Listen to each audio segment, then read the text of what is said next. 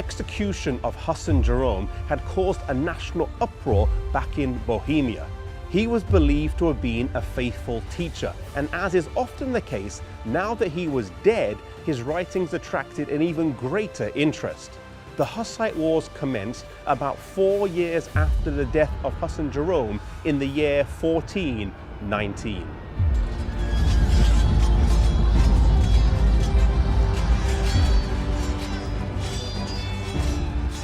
As Pope and Emperor united to crush the Hussite movement, the Lord raised up a deliverer.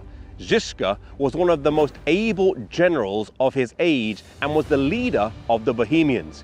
He had lost sight in one eye during a battle in 1410, and later in his life he would lose sight in the other eye as well, but he would still lead his armies into battle after battle without losing. He is one of the few generals about whom it can be said, never lost a battle in war. He was a military genius and is credited with inventing an early form of the tank. They were called war wagons, and they were wooden boxes that were reinforced with steel on wagon wheels, and he would send these into battle with people inside and load them with cannons and crossbows and pistols.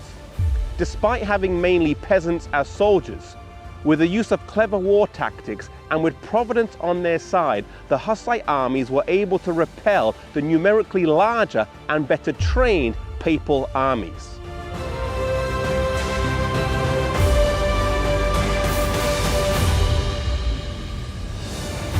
Žižka would fight over 250 battles in his lifetime and would withstand 2 full papal crusades against him, but he was not to die on the battlefield. Instead, he would fall victim to the Black Plague. But before he would die, he gave his men some instructions, telling them he still wanted to go with them onto the battlefield. He told his men to make a drum out of his skin, which they did. And they took this drum made with Žižka's skin and would beat it as they went into battle.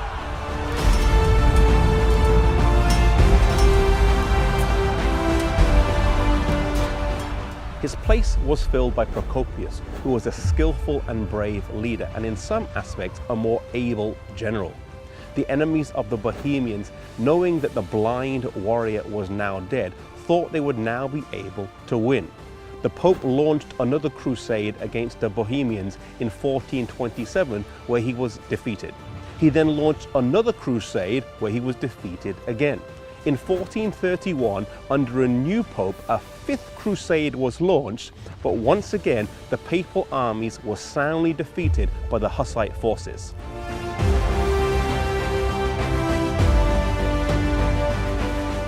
Realizing that they couldn't conquer by force, they resorted to diplomacy. A compromise was entered into that, while appearing to offer freedom of conscience, really betrayed them into the power of Rome. The Bohemians had specified 4 points as a condition of peace with Rome, and these were: the free preaching of the Bible, the right of the whole church to both the bread and the wine in the communion, the use of the mother tongue in divine worship, the exclusion of the clergy from all secular offices and authority, and, in cases of crime, the jurisdiction of the civil courts over clergy and laity alike.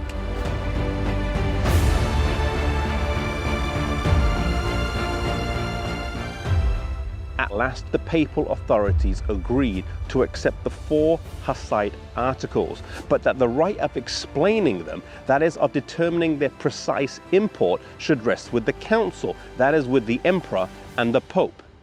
On this basis, a treaty was entered into, and Rome gained by dissimulation and fraud what she had failed to gain by conflict. For in placing her own interpretation upon the articles, as upon the Bible, she could pervert their meaning to suit her own ends. Oftentimes, when Satan is not able to defeat us through open confrontation, he tries the tactic of compromise. It's something he's done repeatedly throughout history and throughout the Bible.